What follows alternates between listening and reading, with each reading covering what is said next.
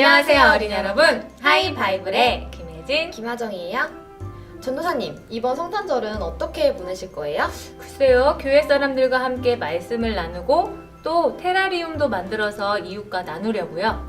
성탄의 기쁨을 이웃과 함께 나눈다. 하정양은요? 글쎄요. 저는 특별한 성탄절을 보내고 싶어서요. 제가 이것저것 성탄의 모습을 찾아봤거든요. 어허, 그래요? 다들 성탄절을 어떻게 보낸대요? 우선 독일은요. 전도사님처럼 성탄의 기쁨을 선물로 나눈대요.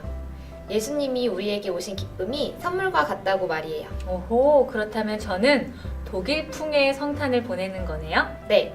코스타리카에서는 나무 아래나 집 방 안에 말 구유와 인형을 장식하면서 예수님이 태어나신 날을 재현한대요.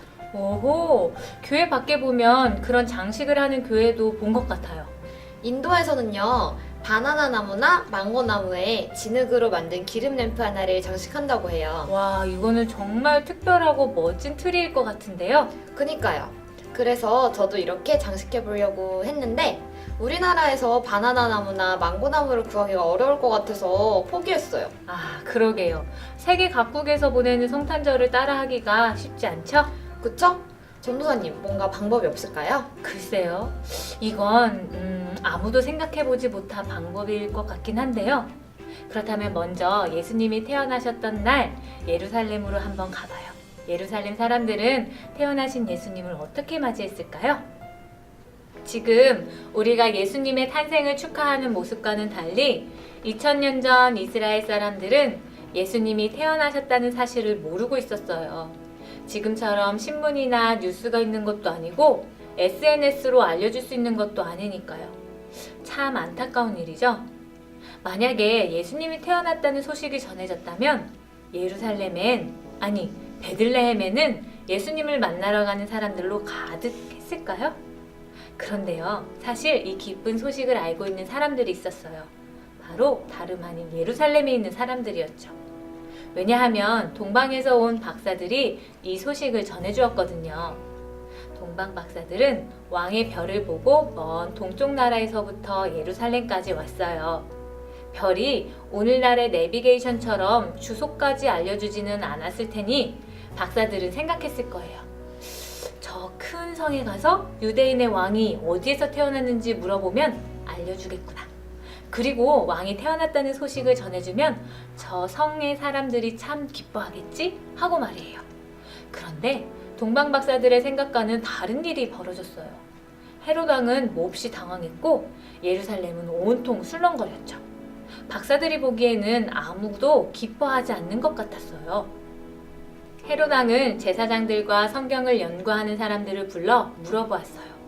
그리스도가 어디에서 태어난다고 기록되어 있습니까? 성경을 연구하는 사람들은 이렇게 얘기하죠. 성경에 이렇게 기록되어 있습니다. 유대 땅에 있는 베들레헴아, 너는 유대 고을 가운데서 아주 작지가 않다. 너에게서 통치자가 나올 것이니 그가 내 백성 이스라엘을 다스릴 것이다. 하고 말이에요. 헤롯 왕이 볼 때 성경에 기록되어 있는 데다가 동방에서부터 박사들이 찾아왔으니 이거 예수님이 태어나셨다는 것은 거의 확실한 소식 같았어요. 그래서 동방 박사들에게 별이 언제부터 나타났는지 알아보지요. 여러분, 그렇다면 이제 어떻게 해야 할까요?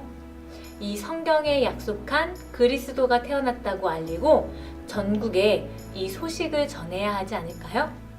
이스라엘 사람들이 그토록 기다렸던 순간이니까 말이에요. 그런데 아무 일도 일어나지 않았어요. 성경을 연구하던 사람들도, 동방 박사의 이야기를 들은 예루살렘 사람들도, 헤롯 왕도, 그 누구도 전국에 이 소식을 전하기는커녕 예수님을 찾아가지도 않았지요. 슬프게도 사람들은 성경의 약속을 그저 성경 안에 담아두려고 했던 것 같아요. 성경과 그들의 삶이 이어지는 것이 두렵기도 하고 지금 살고 있는 삶이 안정적이고 편하게 느껴졌으니까요. 게다가 나중에는 헤롯 왕이 아기 예수님을 죽이려고 베들레헴에 있는 2살 이하의 남자아이들을 모두 죽여버렸거든요. 사람들은 아마 헤롯 왕의 눈빛을 읽으면서 예수님을 찾아가기는커녕 예수님이 태어났다는 이야기는 입 밖에도 꺼낼 수 없었을 거예요. 여러분, 예수님이 우리에게 오셨다는 이 기쁜 소식은 여전히 이 성경 가운데 있어요. 하지만 우리가 이 소식을 성경 안에만 담아둔다면 우리도 예루살렘에서 예수님을 찾아가지 못한 사람들이 되고 말 거예요. 또한 성경 말씀 안에 있는 예수님의 말씀도 듣기만 하고 실천하지 않는다면 사랑과 섬김을 위해 오신 예수님의 이야기들도 성경 안에만 멈춰 있게 되겠죠? 우리 하이바이블 친구들은 예수님께서 우리를 위해 오셨음을 감사하고 많은 사람들에게 이야기하면 좋겠어요. 또 성경 안의 말씀대로 살아가면서 성탄절을 보내는 것도 좋겠네요. 와우! 아, 전도사님, 정말 생각지도 못한 방법으로 예수님을 맞이했네요. 아니, 어떻게 예수님을 찾아가지 않을 수가 있어요? 그러게나 말이에요. 아니, 그동안 성경을 왜 읽었대요? 하나님을 믿기나 했던 사람들일까요? 그러게나 말이에요.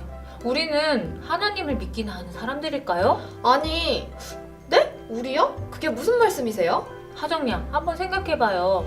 예루살렘 사람들이 하나님의 말씀을 성경 속에만 담아뒀잖아요. 네, 헤롯의 눈치 보느라고 자기 편하게 살라고 성경 말씀 무시한 채로 예수님을 찾아가지 않았죠. 그래요. 그런데 어쩌면 우리도 그럴 때가 많은 것 같아요. 우리가요? 네, 매 주일 하나님의 말씀을 듣지만 내가 편하고 싶어서 또 습관대로 살려고 하나님의 말씀을 듣고도 그대로 살지 않을 때가 많잖아요. 그쵸, 성경을 책 속에만 담아둔 예루살렘 사람들처럼 말이에요. 전도사님, 생각났어요. 뭐가 번뜩 생각났어요? 네, 이번 성탄절을 특별하게 보낼 방법이요.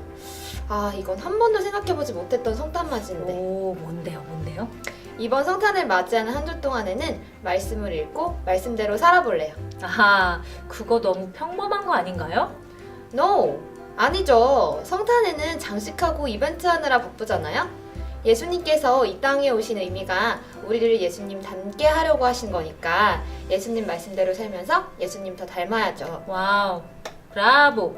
아주 멋진데요? 하이바이브 친구들, 우리 친구들도 이번 성탄절은 하정양처럼 특별하게 보내보면 어떨까요? 성경을 이 책 안에만 담아두지 말고요. 말씀을 읽고 그 읽은 말씀대로 사는 거예요.